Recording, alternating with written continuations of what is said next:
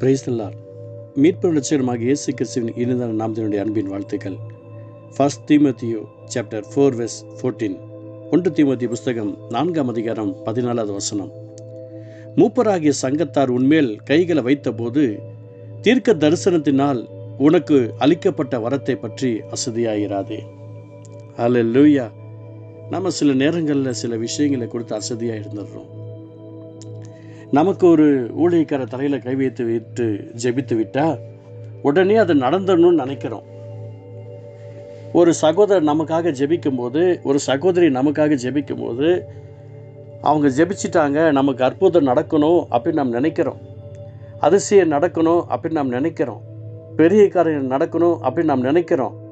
ஆனால் அதை குறித்ததான எண்ணங்கள், சிந்தனைகள், இயக்கங்களில் நாம் தொடர்ந்து கண்டினியூவாக அதை குறித்ததான மனநிலையோடு இருந்து ஜெபிப்பதற்கு மறந்துட்டோம்.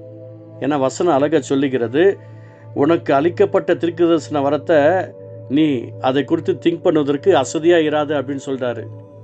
சில நேரத்தில் வண்டியில் போகும்போது பார்த்தீங்க அப்படின்னு சொன்னால் 360 டிகிரியில் டிரைவர் உட்காண்ட்ருக்கணும். கண் வேலை செய்யணும், காது வேலை செய்யணும், கண்கள் பார்க்கணும், கால்கள் செய்யணும், ரைட் சைடு, லெஃப்ட் சைடு, முன் சைடு, பேக் சைடு, எல்லா சைடும் பார்க்கணும். அதே மாதிரி தான் ஊழியத்தின் பாதையிலையும் நாம் மிகுந்த கவனமாக இருக்க வேண்டும். யாராவது ஒரு ஊழியக்காரர், ஒவ்வொரு ஊழியக்காரர்களுக்கும் ஒரு ஸ்பெஷல் இருக்குது.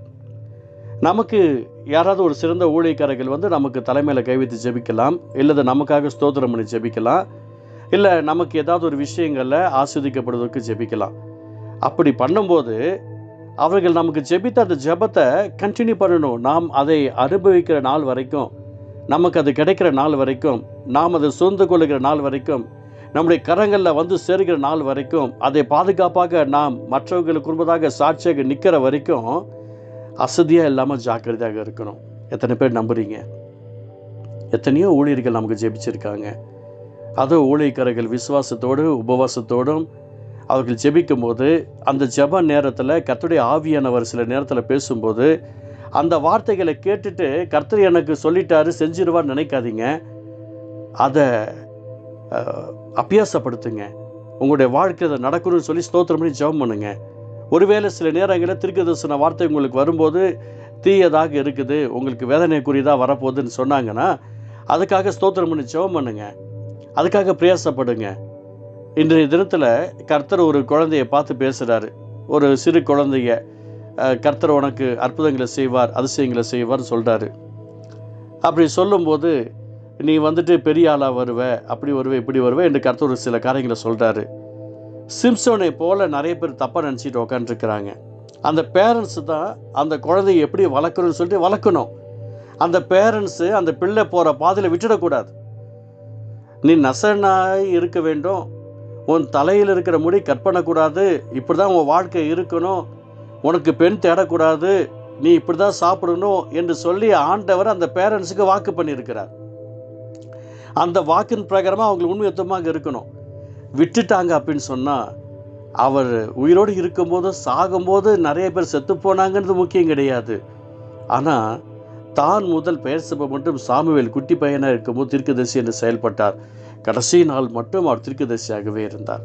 அந்த பேரண்ட்ஸ் ரொம்ப அவசியமான ஒரு விஷயம்.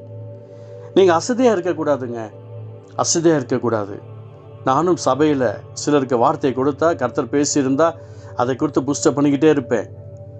ஒரு மனுஷனை கர்த்தர் ஊழியத்துக்கு அழைத்திருந்தால், பார்ட் டைமில் ஊழியம் செய்யணும் என்று கர்த்தர் சொல்லியிருந்தால், நீங்கள் பாடுகிறவர்களாகவும் ஜெபிக்கிறவர்களாகவும் துதிக்கிறவர்களாகவும் நீங்கள் இருந்தால் அந்த வேலையில் நீங்கள் கண்டினியூவாக பண்ணியே ஆகணும். அதை விட்டுட்டீங்க அப்படின்னு சொன்னால் சில வேதனைகள் வரும், துன்பங்கள் வரும், தொல்லைகள் வரும், நீங்கள் ஜெபித்தாலும் மாறாது என்று நிறைய நேரத்தில் நான் சொல்லியிருக்கிறேன். என் அன்பு சகோதரனே, சகோதரியே, உங்களுக்கு கொடுத்துருக்கிற வரங்களை விட்டுடாதீங்க. நிறைய பேருக்கு வரங்களை கொடுத்து கர்த்தர் பேசியிருக்காருல்ல, அநேக நேரங்கள் அந்த அபிஷேகத்தை கொடுத்து கர்த்தர் சொல்லியிருக்கிறாருல்ல, அதை அனேட் பண்ணிக்கிட்டே இருங்க, அதை மல்டிப்ளை பண்ணிக்கிட்டே இருங்க, அனல் மூட்டிக்கிட்டே இருங்க, அதை எரி விட்டுக்கிட்டே இருங்க, அந்த அபிஷேகத்தை இன்னும் மல்டிப்ளை பண்ணிக்கிட்டே இருங்க. கர்த்தர் மென்மேலும் உங்களை ஆசீர்வதிப்பார். சோர்ந்து போக வேண்டாம். சோர்வை கொடுக்கக்கூடியது சாத்தான்.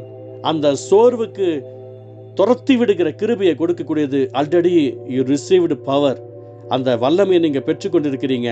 அந்த வல்லமையாலவே அந்த சாத்தானை மேற்கொள்ள முடியும். நீங்கள் அசதியாக மட்டும் இருக்காதீங்க. இந்த வார்த்தை உங்களை நிச்சயமாக தேற்றுன்ட்டு நான் நம்புகிறேன். விசுவாசத்தோடு இருங்க.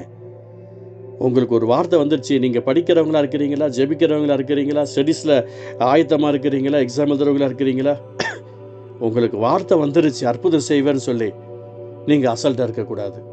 உங்கள் கண்கள் அது மேலே வைங்க, உங்கள் செவிகள் அது மேலே வைங்க, உங்கள் எண்ணத்தை அது மேலே வைங்க. ஜெயிக்கணுன்ற ஒரு ஏக்கத்தோட கர்த்தருக்காக காத்திருங்க, ஜெயம் பெறுவீங்க. பரிசுத்த அன்பு தகப்பனே, இந்த வார்த்தையின் பிரகாரமாக உனக்கு அளிக்கப்பட்ட வரத்தை பற்றி அசதியாகிறது நீங்கள் சொல்லிக்கிறீங்கப்பா.